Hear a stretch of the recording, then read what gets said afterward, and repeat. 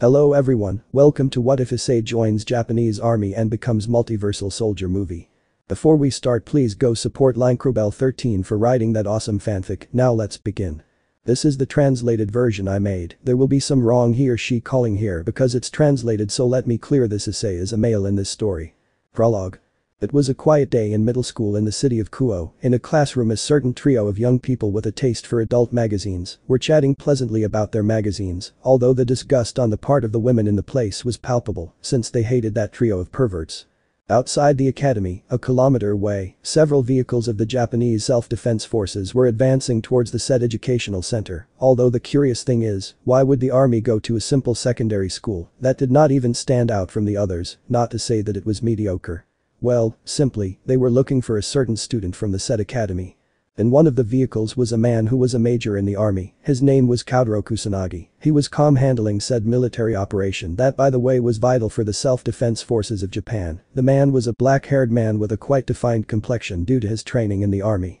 His face showed the experience he had gained over the years, and he really had a calm but intimidating look. He looked at the woman in front of him, who it must be said was extremely beautiful, but don't let her appearance fool you. She could be a beauty, but she was lethal as herself, and her name was Ayame Nishiyama, and she was a woman with straight black hair tied in a ponytail which barely reached her neck. She was dressed in her military uniform, although this only made her beauty more noticeable. She was a lieutenant rank in the self-defense forces of Japan and was currently in charge of assisting Major Kusanagi in his mission. They are ready. We will begin the operation at 1200 in the morning, that is, in 5 minutes all the teams and squadrons will be on the lookout for the mission, said Major Kusanagi over the radio. Affirmative, preparing equipment and squadrons change was the response received by the man. Well, let's meet our little friend, said the man while the woman nodded. Back at the academy, classes resumed after lunchtime and everyone was paying attention to the class until they heard several helicopters passing through the area, and when they saw that they were from the Japanese Self-Defense Forces, they were a little surprised, but they let it pass. Hey Issei, what do you think that was about? Are they having some kind of military exercise? The bald young man asked his brown-haired friend. It could be, although it's curious that they come to a city as small as Kuo, said the brown-haired boy, without giving it any importance before he saw how the door of his classroom was abruptly opened by a group of armed men dressed in military uniforms. Everyone, not only in the classroom but in the school, was wondering what the hell was going on, since at one moment the Japanese Self-Defense Forces arrived at the academy and went to a certain class in particular, this being the one for the young people in the last year and close to graduating, more specifically to Class 3B. Everyone watched as a very imposing man and a beautiful woman entered the classroom so that he could stand in front of the entire class, and then he spoke. Haidu Issei from Class 3B, get up and step forward, said the man with a rather harsh voice that made more than one shudder. Issei was frozen in his seat, wondering why the army was looking for him, so not very sure he stood up and took a step forward. Her classmates started muttering things among themselves about finally arresting that pervert and things like that. Silence, declared that beauty out loud, causing everyone to remain silent. Haidu Issei, you will come with us by order of the Prime Minister of Japan to become part of the Self-Defense Forces of Japan in a special squadron. The rest of the details will be explained to you when we arrive at the base in Okinawa, so we expect your cooperation.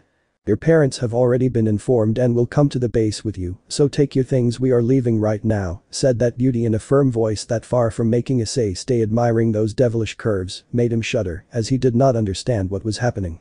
But the brown-haired boy was unable to articulate when that imposing man approached him and looked him straight in the eyes, as if he were looking into the most hidden part of his soul, and at the same time as if he wanted to crush him, although what was crushed was his desk by the heel of that imposing man. It's an order, said the man, while Issei had difficulty breathing due to the enormous care he had. Understand how young your country needs you. This unsettled the brown-haired boy, so he took his things from the ground and walked to the exit, while he gave a last look to his companions and was escorted by the soldiers who took care of him on the flanks and the rear until he got into one of the army vehicles and looked at his parents who hugged him and sat in the back of the Humvee, while Major Kusanagi sat right in front of them and looked at them carefully to say, young Haidu. This made the family look at him. Welcome to the Japan Self-Defense Forces, more precisely to the Special Supernatural Squad. Chapter 1. It's been 2 years since Haidu Issei entered the army, although it was against his will, he could do nothing since he was almost forced to do it. There he discovered something that until then he believed was only a myth or simply nonsense. It was true that beings called supernatural existed, and the fact that he had in front of him a few of these beings who were in captivity and with weapons pointed at their skulls. They explained to him everything related to the supernatural, and not only that, they told him something that shocked him quite a bit, and that was that he was a user of a sacred gear that was apparently a kind of object or weapon that only some humans are born with, and they were powerful, although there were others that surpassed the others, and he was surprised when they informed him that he was a user of one of these, being more specific one of the 13 Longinus, the left arm of the Red Dragon Emperor, the legendary boosted gear which had sealed within it one of the two celestial dragons, the Gale's Dragon Drake. 15. During these years he received the most brutal and intense training that he had never even imagined in his worst nightmares having to do, although he did not complain after seeing the results and noticing the incredible power he had. During his stay while the scientists were doing an experiment, an incident occurred when they were preparing a portal to travel to the underworld, causing a man in red and gold armor to arrive through said portal, and that man was a true genius, but from the portal, not only he arrived, but another one who had a blue suit with a mask reminiscent of North America. These men, after speaking with the self-defense forces and meeting the brown-haired man, decided to study and improve the sacred gear in the case of the man in the armor, and to train him in the case of the man in the blue suit with American-style stripes. The names of these men and the fact of their existence were considered an extra confidential secret, so said secret never left the place. Some time later the portal opened again and a man in a black suit that resembled a bat came out, and when he saw himself in another dimension, he decided to cooperate until he returned to his own, although it seemed that he could return. He decided to stay after learning everything related to the supernatural and help the man in the blue suit with the brown-haired man's training. 15. Their names were Anthony Edward Stark, this being the one in the red and gold armor, this was an advanced technology robotic armor. The other one who had arrived was Steve Rogers, also known in his world as Captain America. The last one to arrive was Bruce Wayne, his alias was Batman, who was an expert in martial arts and with enormous intelligence. In his world he was considered the most dangerous man on the planet. Some time later they returned to their respective dimensions, although they returned from time to help as much as possible, since the fact that the supernatural existed was something incredible. Hyde USA was granted the privilege of traveling to those dimensions where Anthony Edward Stark and Steve Rogers managed to modify their sacred gear, with the help of Bruce Banner, Reed Richards, Bruce Wayne and Henry Pym, with the help of Thor, to achieve unique modifications to said sacred gear. Then it was his turn to go to the dimension where Bruce Wayne came from, who helped the brown-haired boy in training with his colleagues, and there he met the Man of Steel who turned out to be an alien, which surprised the brown-haired boy. He finally returned to his dimension where he was given the rank of Major and was reunited with his current special squad, which was transferred to his hometown awaiting missions, since apparently the brown-haired boy went through certain things in those dimensions where he went, so he had some combat experience. Though this one could say that this hardened the brown-haired boy's character, and they couldn't be more right in this, although part of his personality didn't change if he was much more serious than when he was just a pubescent. At the moment, the brown-haired boy was preparing for his mission, so he said goodbye to his parents who were very proud of their son and embarked on the way to the Kuo Academy. It must be said that it was night, so the Humvees moved faster, and with all this they wondered what his mission was. Simple: to stop a maniac from causing a war that would cause the death of millions for a simple stupidity. As soon as they arrived, they came across a group of students from the academy maintaining a barrier, so they were surprised to see a military squadron from the Japanese self-defense forces arrive. They entered the barrier since the young people were almost forced to give them access to the place. The team advanced until they reached the place where other students, these 6 in total, were fighting against a class of Cerberus, although in reality they were just copies of the original, so a young brown-haired boy with red eyes and sharp teeth with a red right arm with yellow details. One of the students looked at him and said, "The Sekiryuite? It's no different. I don't know what it is, but I feel a lot of power," said the Redeed. "Oh, a human, and tell me what you're going to do," said the cadre on his throne in the air. However, the boy only said, "Falling impurities," he said as he launched himself, and with one blow he killed one of the Cerberus, making it disappear into a star. That was when Kakabiel and a guy dressed as a priest recognized him. "Oh, Anand Yaoji," he said the old priest as he looked at the sword in front of him. "It's ready," he said happily. "Freed," said Kakabiel, "this is a new order, kill all the demons and those humans." "Hey boss, I'm going to slice them with my Excalibur-chan. Now who started it?" he said, jumping towards the little white-haired girl, but a black-haired boy with a serious and emotionless look stopped his attack with a military knife. "Who the hell are you, idiot?" said very annoyed Freed. "Uji Kazami," he said simply, and then kicked him away from him. A young blonde man with grey eyes approached the old priest and said, "Alper Galilei, your ambition cost the lives of my companions, that is why I have become a demon living for my revenge," said the blonde. "Oh yes, I heard about you, the only survivor of the Sacred Sword project. You know I should thank you, thanks to your sacrifice I was able to complete this," he said, showing a jar with a blue substance in it. "I managed to extract certain elements to be able to create an artificial Excalibur bearer." "I want to know why you killed them if you managed to extract the elements from everyone," said the blonde angrily. "It's easy, you were just ingredients to create an artificial carrier. Without your elements, you were no longer useful to me, so I disposed of you," Valper said mockingly.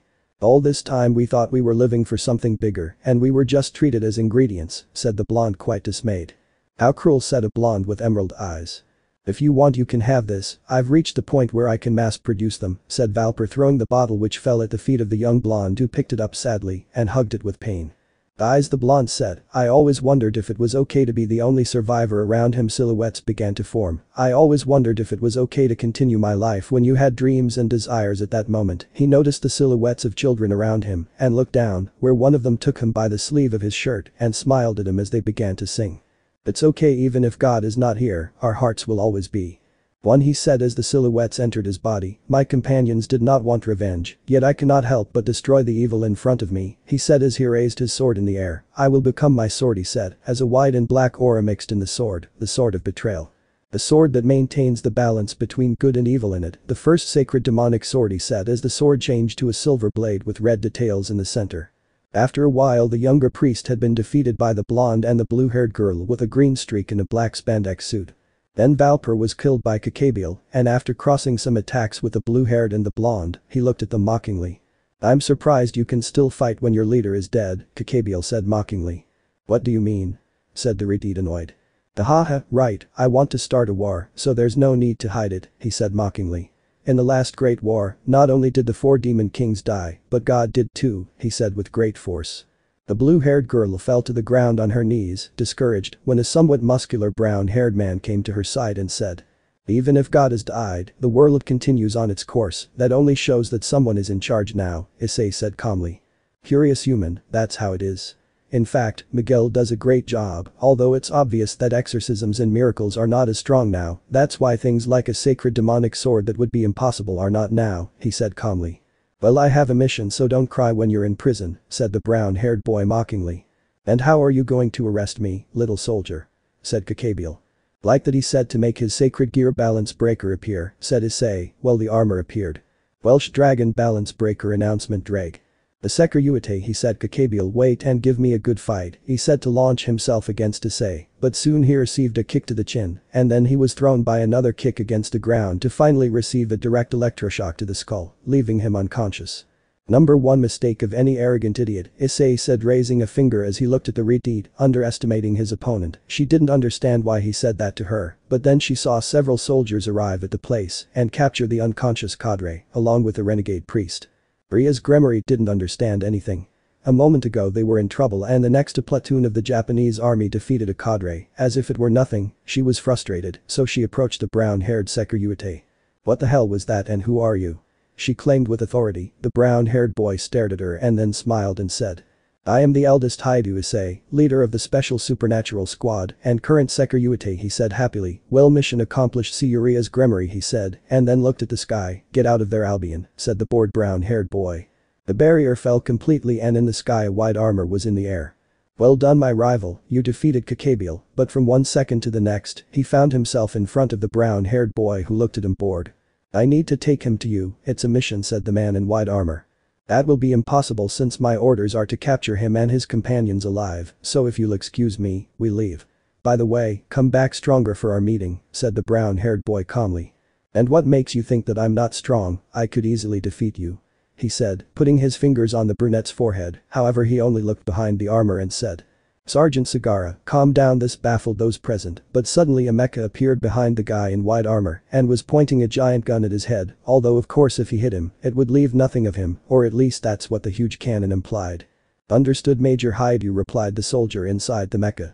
"See you, vanishing dragon," said Issei as he retreated with his troops. Episode 2. Classes began at the Kuo Academy. For Mitsuda and Motohama, their lives had not been the same since Haidu Issei was taken by the army. Various things were said about that, and it was even said that Issei was a kind of special soldier until he was executed by martial order for being a pervert, but for his friends, the fact that the brown-haired boy was gone was a hard blow for them. Okay guys, today we will have some new students, please come in, said the teacher, calling everyone's attention. 5 young men entered the room, one of them with black hair and the others with brown hair, but of different shades, from darker to lighter. Introduce yourself, the teacher asked, but a couple of young people were filled with joy because they were there. I'm Haidu Issei, it's a pleasure to meet you, Issei said, happily seeing Mitsuda and Motohama in class. I'm Amado Rakuro, I hope we have a good year, he said with a fanged smile. I'm Yuji Kazami, he said dryly without any expression on his face. Nice to meet you, I'm Takashi Kimuro. I hope we can get along, he said, but his face showed that he didn't care about getting to know them. I am Sergeant Sagara Sasuke. I have come with my superior, Major Haidu Issei, to attend classes, that's all, he said, giving a military salute that made many people cringe, but for Mitsuda and Motohama, it was clear what he meant. Issei, you have been granted the title of Major, Mitsuda said loudly, drawing everyone's attention. That's right, hahaha, said the brown-haired boy, sadly. We haven't heard from you since you were recruited by the army. We're glad to see that you're okay, Motohama said, quite cheerful. Wait, you said Haidu-kun is in the army, said a student somewhat excitedly. More specifically in a special division being the highest rank, said Sasuke seriously. Amazing, and you are his teammates, asked the same girl. That's right, haha, said Rakuro with slight embarrassment. And what are your ranks? Asked a boy. Ah well, Issei said tiredly, as you heard, I am Major Haidu Issei, this is Lieutenant Amado Rakuro, this is Lieutenant Yuji Kazami, this is Sergeant Sagara Sasuke, and this is Corporal Takashi Kimuro, he said in a tired tone. The rest is classified and we will not answer any more questions about our vocation, said Yuji in a serious tone. Well, take your seats in the empty seats, said the teacher. Issei sat in front of Mitsuda and Motohama, classes went by normally, although it was clear that neither Yuji nor Sasuke fit in, although just a call from Issei was enough to make them behave. At the end of classes, a young blonde boy with grey eyes arrived in the classroom, while the girls shouted excitedly for the arrival of their prince. Excuse me, is Haidu Issei here?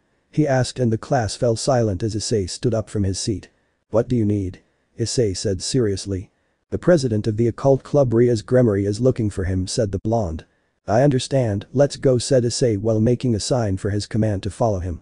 The 6 of them walked to the old building of the Kuo Academy and entered it going up to the 3rd floor. Upon reaching a door, the blonde knocked on the door and received a pass as a response. Upon entering, a certain Reteed was waiting for them along with several girls and another blonde. They looked expectantly at the group of men. When they took their seats, the Reteed spoke. Nice to meet you, I'm Ria's Gremory, and they are my entourage, she said as the blonde stood next to a white-haired girl, a black-haired girl and a blonde girl. I am Himashima Akeno, vice president of the occult club and queen of Ria's Gremory, she said in a somewhat daring tone. I am Asia Argento, bishop of Ria's Onsama, said the blonde with emerald eyes. Aojo Kaneko Tower, the white-haired girl said simply.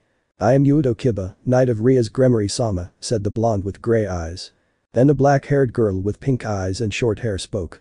I am Sona Citri, a high-class devil and the president of the student council, they are my entourage. I am Tsubaki Shinra, queen of Sauna-sama, said a long-haired brunette with sky-blue glasses. I am Hanakai Momo, and I am Sauna-sama's bishop, said a white-haired girl with big breasts, unlike the white-haired loli from the Gremory entourage. I am Tsubasa Urasona Tower-sama, said the blue-eyed blue-haired girl. I am Tomo Meguri, knight of Sauna-sama, said the light Reteed with brown eyes and average height. I am Haruko Nomura, Sauna-sama's pawn, said the loli with brown hair and 2 pigtails and green eyes. I am Saji Genshiru, pawn of Sauna Citri-sama, said the blonde boy with an arrogant smile. Well, I guess it's our turn to introduce ourselves, Issei said tiredly. I am Major Haidu Issei, leader of the Special Supernatural Squad of the Japan Self-Defense Forces, he said seriously, and with a firm look. I am the current Sekiryuite, he affirmed this, while the 2 high-class demon girls were impressed, although one less than the other.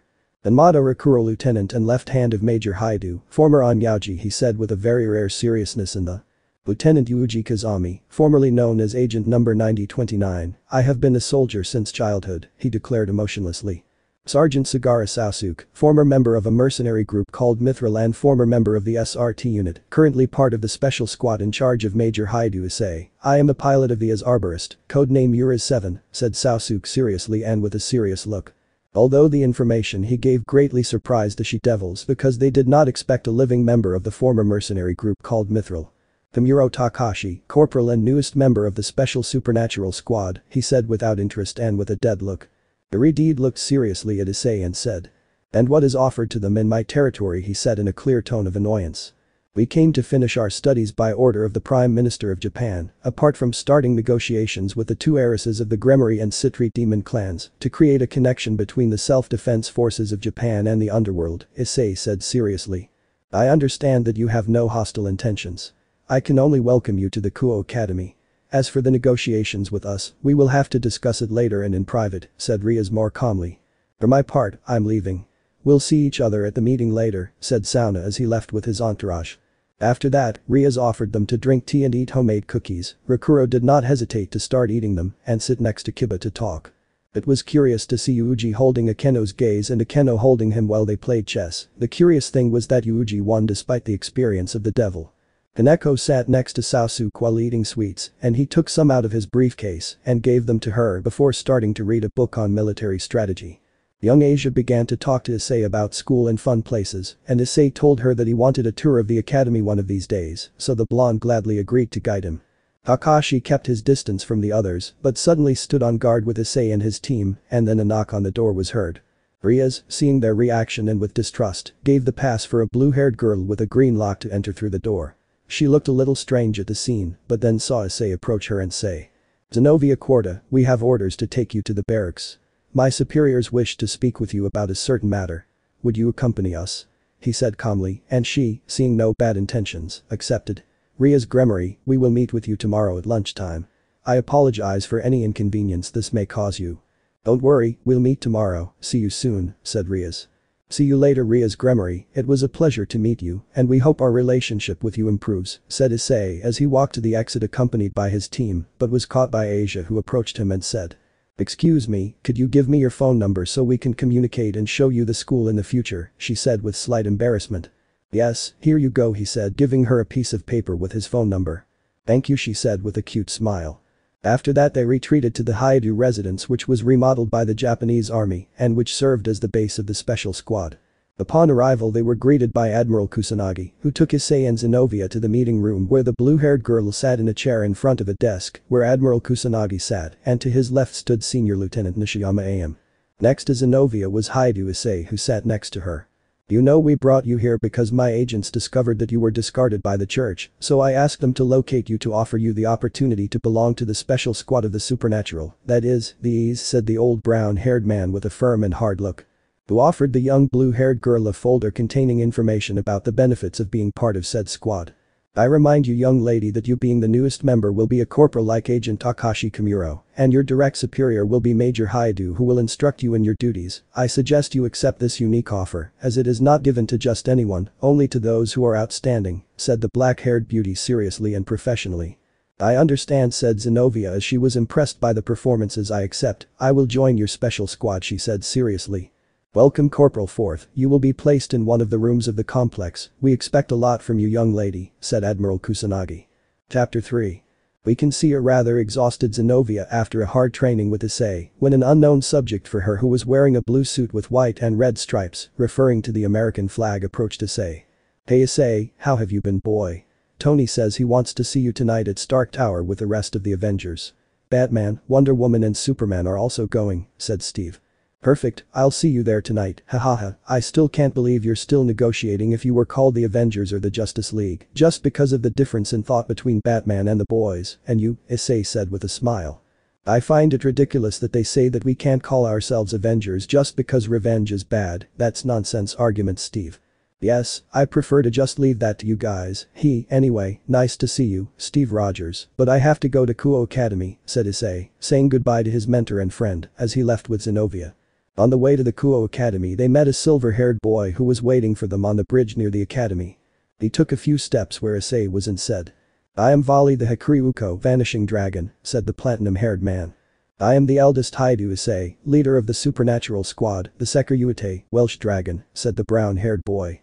The platinum-haired boy smiled at this, but suddenly two swords were on his neck, these being Kiba's and Zenobia's swords. We won't let you start a fight with the Sekiryu-ute, said the blonde while the blue-haired girl nodded. Lower your weapons, said the brown-haired boy, especially you Yuji said Issei touching his ear where he had an earphone. The day I just stopped by to say hello. You know, there will be a meeting soon about what happened with Kakabiel, said Vali. If my superiors have informed me of this, said the brown-haired boy without interest. You know where you are in the world rankings, even with your balance breaker, you would be among the first 1000, maybe among the 1500, even less depending on the carrier, said Volley mockingly. You know that balance breaker is my weakest level, Volley, you can't even imagine my true level. I'm easily among the top 500 in the world rating, and that's underestimating me a lot. See you, Vanishing Dragon, come back stronger, said the brown-haired boy, passing him aside while being followed by Zenobia and Kiba, who was around the place.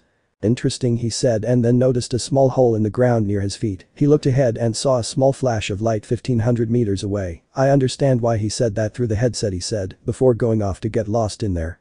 Issei was in the occult club room in front of Riaz, who looked at him impressed, and it was that Issei had defeated her several times in chess since classes ended. It must be said that they did it while they talked about the preparations for the meeting of the factions and the Prime Minister of Japan. After finishing what happened that day, Riaz told him that Archangel Michael wanted to see him at the Himejima temple, so he accompanied the brunette to the place, while Zenobia spoke at the club with Kiba about swords. Upon arrival, they were greeted by Michael and the Queen of Riaz, who told him that they would give him the sacred sword Ascalon as an act of goodwill and peace between the Heaven faction and the Japanese government. After finishing the brief meeting, Issei returned to the occult club to go for his team, which was waiting for him there, but suddenly a magic circle appeared in the place, this being that of the Phoenix clan, from which a very angry blonde emerged, who screamed when he saw Issei, and next to him a blonde with drill-shaped pigtails watched him. Because of you, my engagement with my Riaz was broken, so that she would be engaged to a miserable human like you. What the hell is in the head of the Council of Elders? What could be better than an immortal phoenix? Said the blonde, but next to the brown-haired boy Rikuro and Takashi pointed at him and said. Maybe the guy who was injected with the super soldier serum was able to confront and defeat a being as powerful as Darkseid or Doomsday, Rikuro said. Or the guy who managed to lift and use Mjolnir to defeat a planet-eating being called Galactus, or defeat an entire city full of zombies with just his bare hands and come out without breaking a sweat, Takashi said as Ryuji walked and said. Or the guy who managed to knock out a super alien that gets stronger with sunlight, said the black-haired man, and Sagara approached and said. Or the guy who defeated a super angry green guy who could easily destroy a city just by using the palms of his hands, and not to mention the only guy who managed to destroy a nuclear reactor and survive the explosion completely intact, he said seriously as Steve Rogers approached. The only one capable of silencing Deadpool and his bad jokes with an even worse joke, said the American while laughing at the face Issei made when he saw him. Anyway, if you don't like that, I challenge you to a battle. Whoever wins gets Ria's hand. What do you say? Said the brown-haired boy with great confidence. The arrogant Phoenix smiled smugly as if he had just accomplished the battle before fighting. Deal, hahaha, don't regret it later, okay?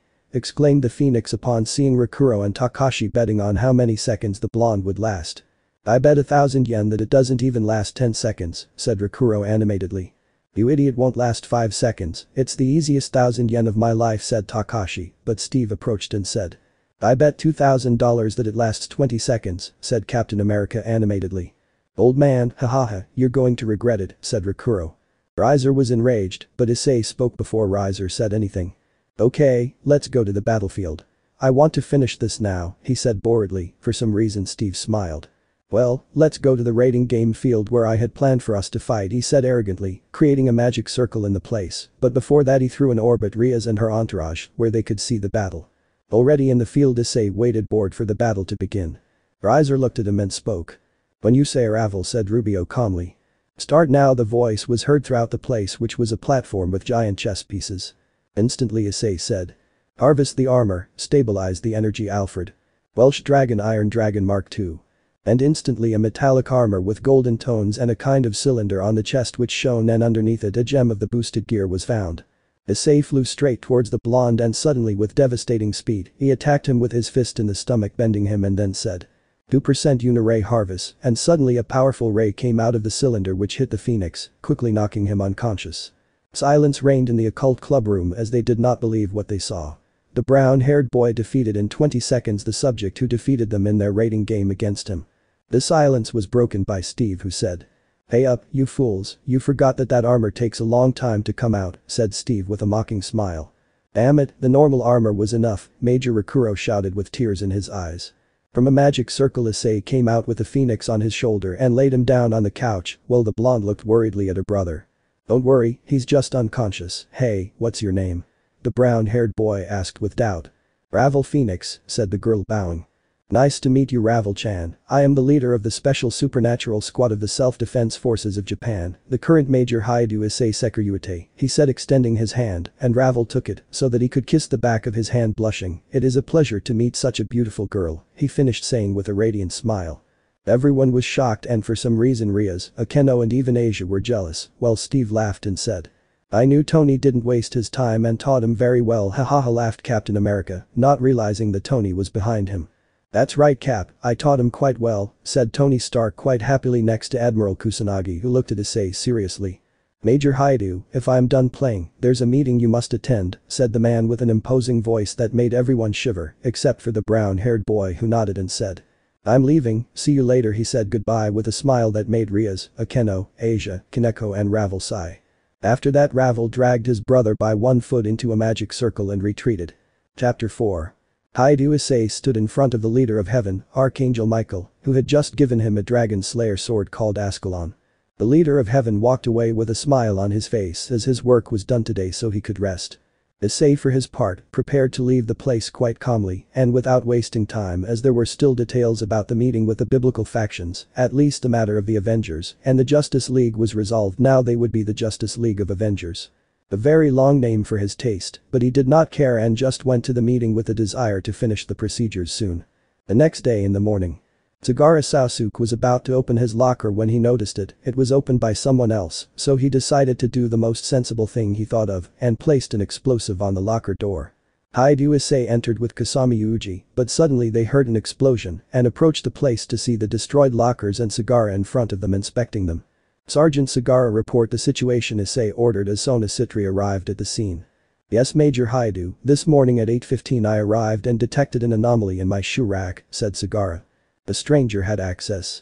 Issei asked. "Affirmative, there was a possibility of danger, use the safest method to eliminate it," said Sagara. "What kind of method did you use?" "I decided on the object with explosives." "Explosives?" Issei said seriously. "Yes," Sagara answered. The atmosphere got a little serious until Issei spoke. "I see the safest method," he said calmly. A drop of sweat appeared on the back of everyone's neck. "Major Haidu, don't you think it was excessive? Do you know of any school where a student blew up a shoe rack?" said Sona Sitri, slightly annoyed. "Yes, this one," Issei said calmly while Sona looked more upset. "Well, it seems that you are not understanding the situation. Imagine that you have received a package from a stranger in your home. When you take it, you notice that there is something moving inside it. It even emits an unpleasant smell and some heat. Tell me, Sauna Kaicho, would you open that package even so?" Sona shook her head. "If that happened with a shoe rack I would have to blow it up. Remember, there are enemies that look for ways to kill people like you or me, even against simple students who have nothing to do with it," said the brunette seriously. "Sir," Yuji called Issei. "Say soldier," Issei replied. "It really was an attempted murder. There are chemical elements in what remains of the shoe rack," Yuji said seriously. "I see a genuine attack, call the investigation brigade, the rest to classes," said Issei, and as best they could the students entered the classrooms. After being in class, Takashi Kimuro looked distant while he remembered how he met Issei 2 months ago. Flashback. Kimuro could only say that the situation was completely lost, they no longer had ammunition, and the zombies were too many. Siko Busujima was already exhausted from fighting so much, Rei was injured in the back, Kota was trying to convince little Alice to jump over the barricade and save herself with Professor Shizuka. Everyone knew it, they were lost. Or that was until a black-haired boy with a scar on his left cheek jumped from the other side of the barricade with an AK-47 and opened fire on the zombies, while others fell with an accurate shot to the head. Then a brown-haired boy arrived who had something strange on his arm. It looked like a gauntlet, but that was put aside when gravel and some stones rose from the ground in front of his fingers, which aimed at the zombies and then shot out, causing them to be destroyed, while a kind of 5-pointed star formed and the corpses disappeared in particles. For Kimuro, all this was strange. A moment ago they were at the gates of hell itself, and now they were safe by a strange group of soldiers. He hadn't even noticed because of the shock. Unfortunately, there were too many zombies, and he knew that they would soon run out of ammunition, but suddenly in front of him and the others, a red armor with green gems and machine guns mounted on the shoulders landed in the place. "Sergeant Sagara, take them to the Takagi mansion, Lieutenant Amato escort them and eliminate any threat in front," said the guy in armor, then spoke towards the building behind them. "Lieutenant Kazami, give them cover."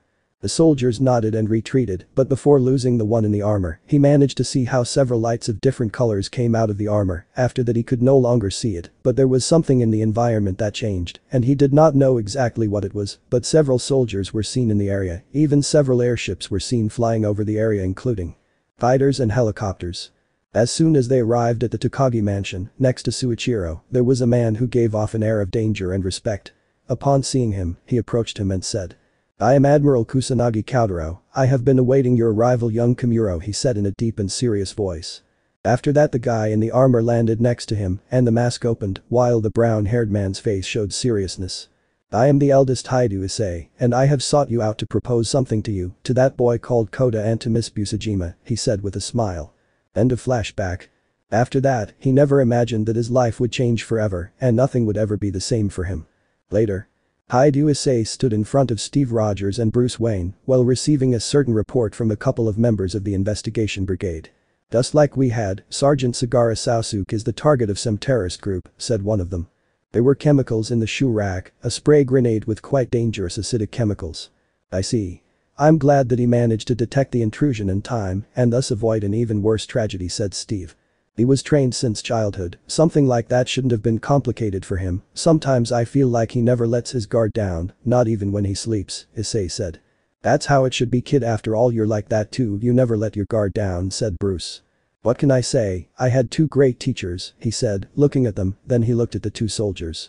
"Find out what group it was and increase campus security." "Yes sir," said the pair of soldiers and then left the place. "So, Justice League of Avengers, what a long name, but it would be better to shorten it using the initials, right? It would be the LVJ, it sounds much better that way," said the brown-haired honey-eyed man. "I like it," Bruce said with a half smile. "Fine on my part, what do you think, Tony?" said Steve looking at a corner where he was. "It sounds good, less long and easy to use," said Tony. "Well, if you'll excuse me, I still have preparations for the meeting of the biblical factions," said Issei leaving the room. "You don't plan on using them in case the meeting goes wrong?" Steve said seriously. "No, not even if I were the Joker to do crazy things, I have enough with having used them 4 times, then he looked in front. "Thanos, those zombies in the world of Kimuro, Darkseid and Doomsday were enough times, those things are a danger. I even asked Drake to eliminate me, in case I try to use them without permission or recklessly," said the brown-haired man seriously. Leaving the place under the watchful eye of the other 3. Chapter 5. Issei was giving his report next to Rias Gremory and Sona Citri while the leaders listened attentively. He recounted each of the events that occurred with Kakabiel, as well as the making of this video, where the Knight of the Night was seen interrogating him. It must be said that he only said something in his ear, and he quickly confessed with some fear. For Azazel that was something new because Kakabiel was not someone you could intimidate, and seeing him fear a simple human was something incredible and intriguing at the same time. "I have a question. What the hell did he say to scare Kakabiel like that? He's not someone who gets scared of anything, even when he fought against God he wasn't afraid," Azazel asked, intrigued. The Man of Steel was the one who answered him. "Trust me, you don't want to know," said Superman to the left of the Prime Minister of Japan and Admiral Kusanagi. "Well, I guess we just need to sign the treaties, right?" Azazel said calmly. It was better not to ask any more about Kakabiel. "I agree with that, Azazel, it's time to make peace," Michael said from his seat. Behind him was Irina, who was looking at Zenobia in her military uniform next to a boy with glasses and a good-natured face. Next to him was a purple-haired girl with a serious look with a katana on her waist in its sheath. Next to them the rest of Issei's team. "But first I would like to ask those entities that, although they have nothing to do with the 3 biblical factions, have the power to change the course of the world, what do Welsh Dragon and Vanishing Dragon think?" Azazel said seriously but with a relaxed smile. This guy was an enigma to Issei. "For my part it doesn't matter to me, but on the other hand I would like to face powerful beings," said the silver-haired man. "Hulk thinks the same thing, Shorty," he said with a renting smile.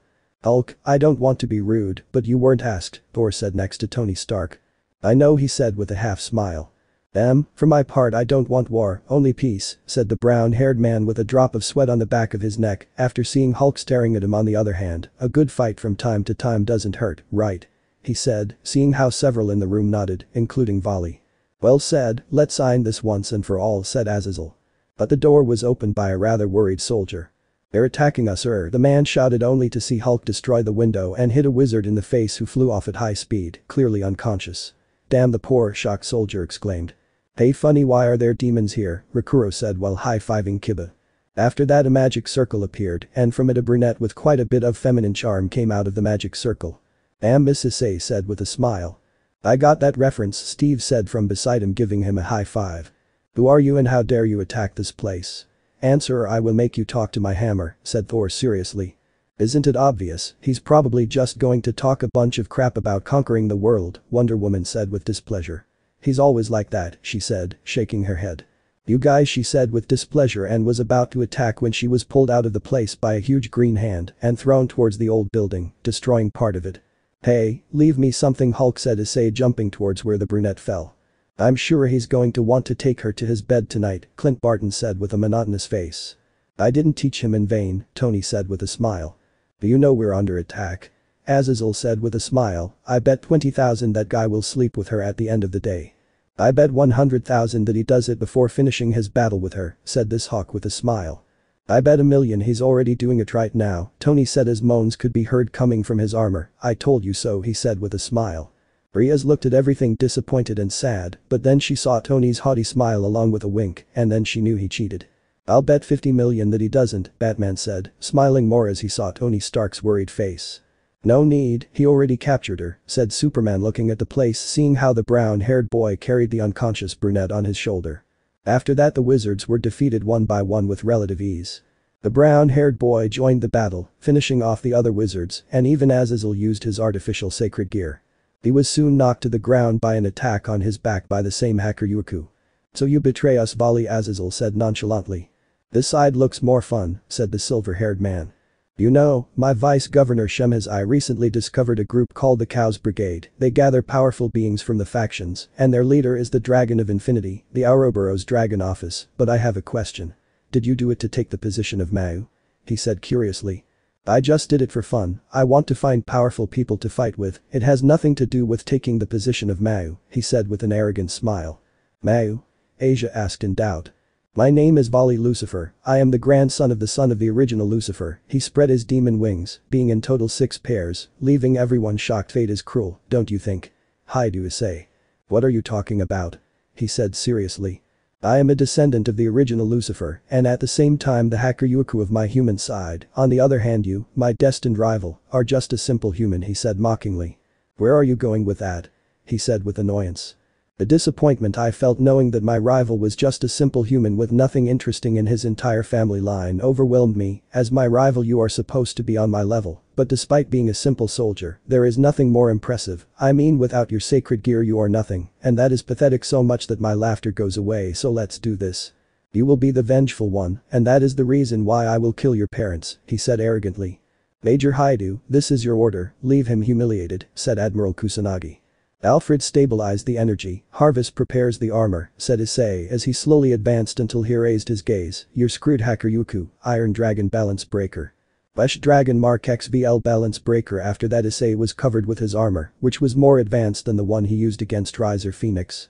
He shot out at speeds impossible to the human eye, hitting his fist in the stomach of the hacker Yuku, destroying that part of his armor, and then used the Uniray, destroying the hacker Yuku's armor, and then flying up to him and hitting him with a kick to the chin, and finally crashing him into the ground, taking him by the neck and sinking him into the ground. I haven't even warmed up and you're already on the ground, hacker Yuku. Your offspring doesn't define your victory, it's your training that defines it, saying that he dodged the kicks that the silver-haired man threw at him, and then he managed to land a blow to the abdomen, but it didn't even affect the brown-haired man. Divide. After that Issei noticed that the energy had fallen to 50% but automatically began to rise. My sacred gear allows me to steal half of my opponent's power and grant it to myself, said the silver-haired man. I know, but unfortunately for you, you won't be able to handle another overload, said the brown-haired boy as he watched a lot of energy coming out of the hacker Yuku's mechanical wings. Bali, we are at 110%, it is not convenient to use that ability, Albion said cautiously. It's perfect, he said, spreading his wings half dimension, saying that waves of energy came out of the wings. Well, it seemed that everything was going to reduce, or that was until a red glow occurred, and it seemed that the hacker Yuku's technique had no effect, but he noticed how the brown-haired man's companions tensed up. Major Haidu, I have not authorized its use, but well done in disabling the enemy, said Admiral Kusanagi with a small, almost tiny smile.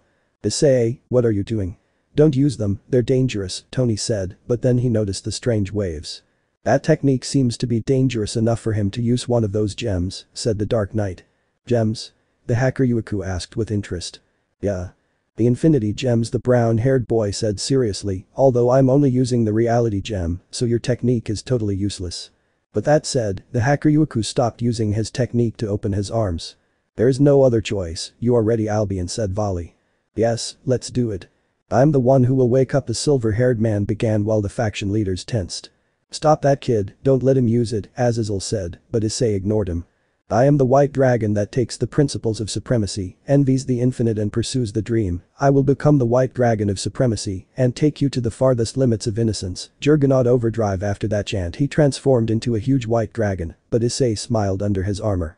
What a way to transform, unfortunately it won't work for you, said the brown-haired man, as the red glow changed to a purple one and hit the huge dragon from behind, destroying the armor, leaving the silver-haired man on the ground completely defeated but conscious. A lot of talk, but little action, pathetic, said the brown-haired man with apparent disappointment.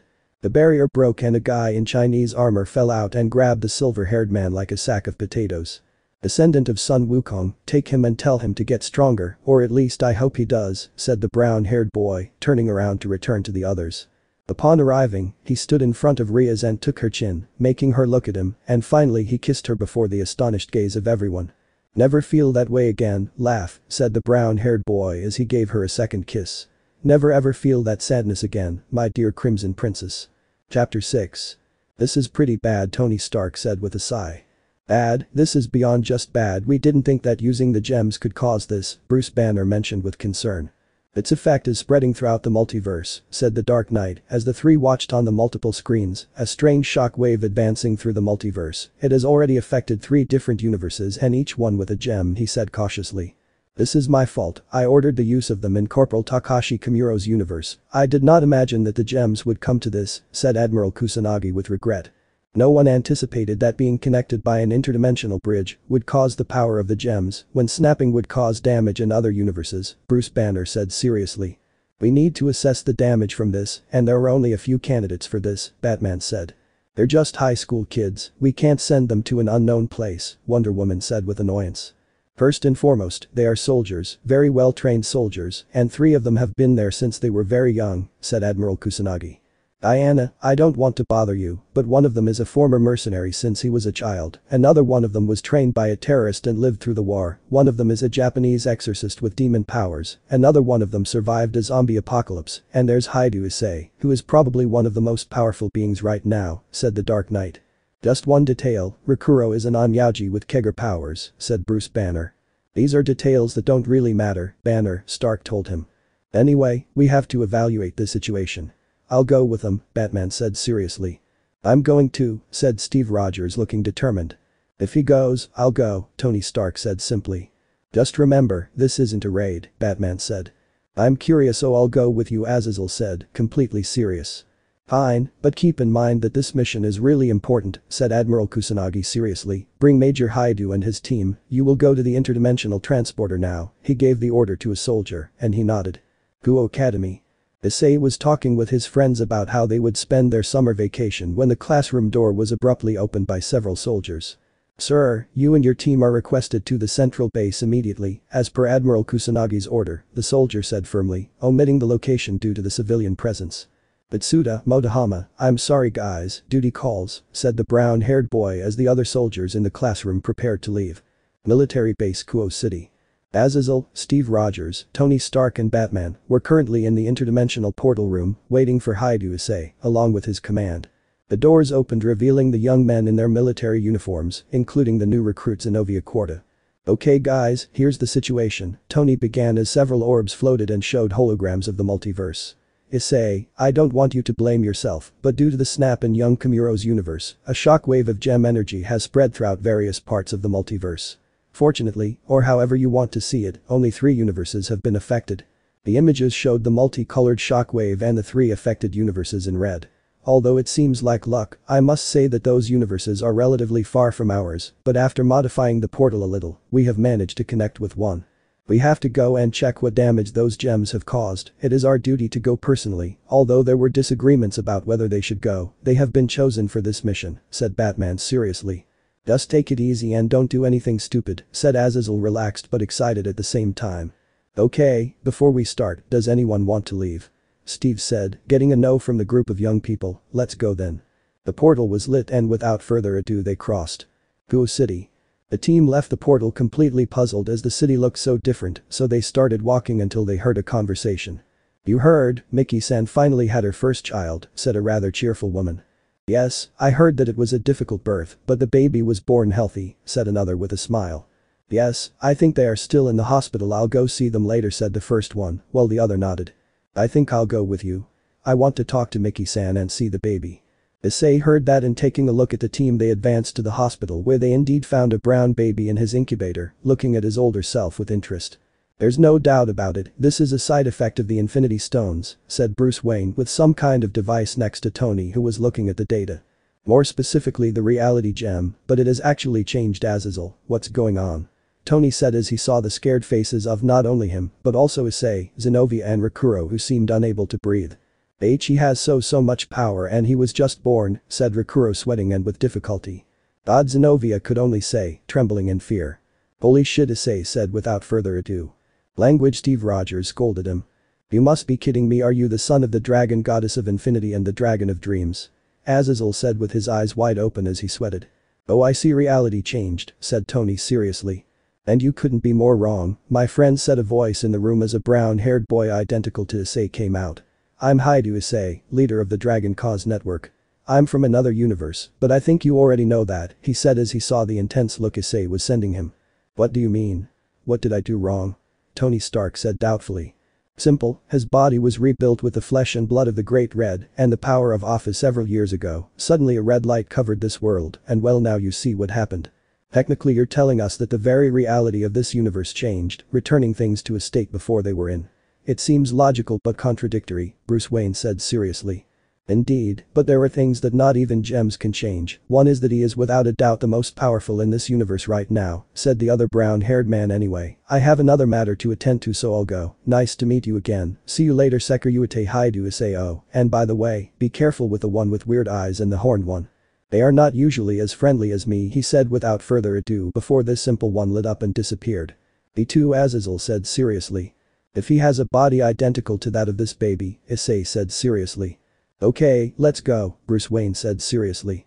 "I agree, this was a lot," Tony said, simply activating a handheld device and being sent back to his universe without noticing the small dango plush next to the incubator. Military Base Guo City. The team had just arrived at the base and were greeted by Admiral Kusanagi, who looked expectantly at what they would tell him. Issei stepped forward and seriously said, "This is more dangerous than we thought, sir." Chapter 07. After informing Admiral Kusanagi, everyone was in a living room at the base because with the help of Reed Richards and Hank Pym, they managed to connect with another of the universes that had been affected by the snap and the Infinity Gems. They were waiting for orders as they had the entire team ready for the next raid. Issei looked seriously at his hand shaking because he couldn't believe that there were more powerful versions of him, and the worst thing is that one of them is a baby. The bucking newborn baby, he killed himself training like crazy, fighting with Thanos and Darkseid, improving his combat styles and recruiting a team in just 2 years, and a newborn baby arrives to show him that there are more powerful versions of him. It was too much frustrating. If only I knew. Suddenly Tony and Azazel arrived and gave the indication to go to the next room, where the interdimensional portal was. Issei hoped deep down that the next version of him would be weaker. Upon entering the room, Bruce Wayne told him and his team to put on their suits because they had connected to the next universe through which they would cross shortly. "We don't know what kind of dangers we'll face out there. Issei, you are authorized to use the gems if necessary. Rikuro, do not hesitate to use your power to the fullest. Sergeant Sagari, use all your available arsenal, and the rest have been decided to send you on another mission. Follow me, you will go with me to another place," said Batman to finally leave the room with the rest of the team, leaving the 3 soldiers looking at Azazel and Tony. "Okay guys, let's go," Tony said as he put on his armor and they finally crossed the portal. Universieta 006. Well, let's go, I want to see," gasped Kun, said a somewhat shy blonde. "Okay, let's go," said a brown-haired boy seriously but smiling to disappear in a Kamui vortex, but a strange portal opened in front of him, which made him stop. "You are," he said in disbelief at what he saw. "Unexpected," Issei said in front of him accompanied by several others until the brown-haired boy pointed at one of them, opening his eyes in disbelief. "Why, you're Tony Stark, what the hell, you're not even real, how is it possible that you're here?" said Issei impressed. "Well, kid, you see there are an infinite number of universes and we are from other universes. I know it may seem like a lie, but believe me, it's true," Tony said simply. "I created you, my powers come from another world," he said with his Sharingan still activated. Strange you have a Sharingan, are you an Uchiha here? Rakuro said, causing everyone to look at him waiting for an explanation. In my world there is a series called Naruto and an I'm to be exact, he said, scratching the back of his neck. You mean that in some dimension it is possible that Goku exists? The brown-haired boy with the Sharingan said, certainly excited. Anything is possible, kid, anything is possible, Tony Stark said before seeing the kid look at the rest determined. I'll go with you, there are dangers out there, and we don't know if we could handle them, it's better to give you a hand, said the Otsutsuki with a smile. I'm going with you, it will be more credible if I go there with you, said the military assay. In that case we'll go in my Kamui, he said, and without further ado the pair disappeared with the blonde girl.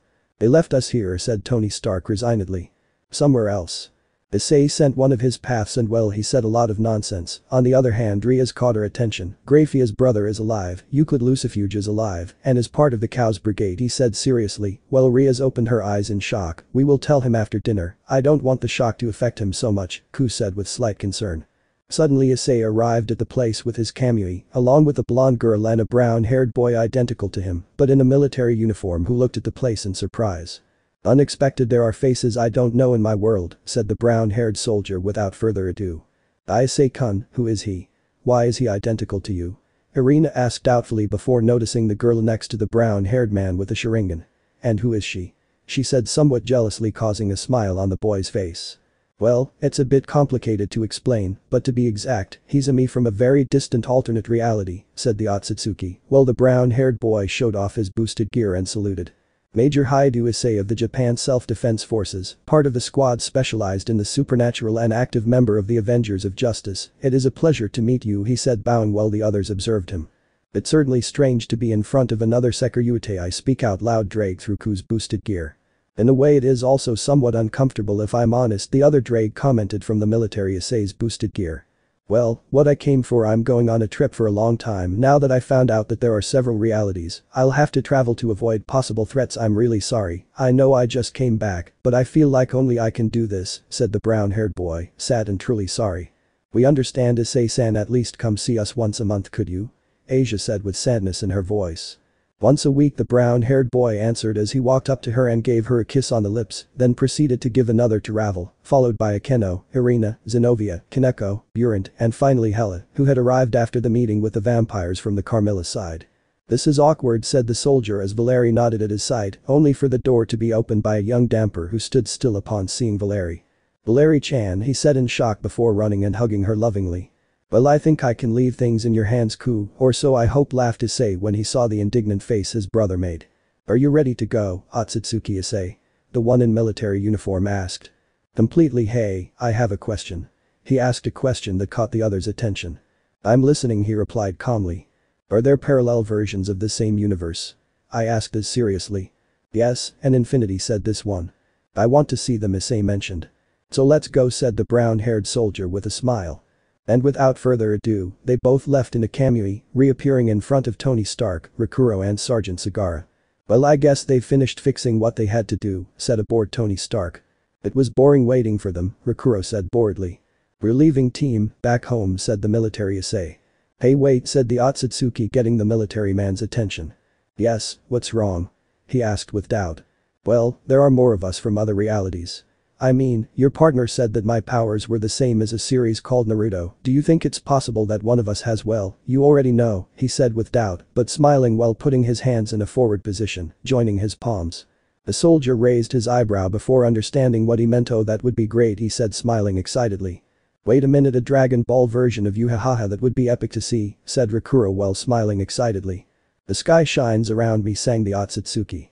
Flying, sparkles shine in the endless clouds, Rakuro now sings excitedly. With freedom you can soar through the blue sky Issei now sang as he became even more excited at the idea. Okay guys, let's go, said Tony, opening the portal while the boys sang excitedly, and he smiled happily because he also liked Dragon Ball. Sir Universe 005. The group, now one member long, arrived at the facility only to see everyone waiting for them at the location and look at them in amazement. It seems that the Issei from that world is accompanying them, Batman said seriously before the boy gave a cry of excitement. Fuck me, it's Batman, ah, this is the best, shouted the Otsutsuki with excitement at the doubt of the Dark Knight. Why the fuss? Bruce Banner said doubtfully before hearing another excited scream. Is it Hulk? The Otsutsuki pointed out with excitement. "Apparently we are fictional beings in your world," said Tony Stark with slight emotion as he watched the brunette run around like a little child. "Fictional beings?" The Man of Steel asked himself before feeling a hug full of emotion. "It's Superman," he said, wanting to cry. "One of my favorite heroes," he said, hugging him with emotion. "Everything I endured in my childhood is because I thought, what would Superman do?" "You are my idol," said the brown-haired boy in tears. The last son of Krypton didn't know how to react, so he just hugged him. Steve Rogers smiled from the platform. "Whether we are fictional heroes in some universes or real-life heroes in others, we inspire courage in those who need it seems," he said with a smile before being tackled by the Otsutsuki. "Captain America," he shouted with emotion, hugging the American hero who did not deny the embrace of the young brown-haired boy. Let me know in the comments below if you guys want the next part. Also check out my other video that has been shown in left. Thank you for watching. If you enjoyed this video please like and share this video. And have a fantastic day. Bye.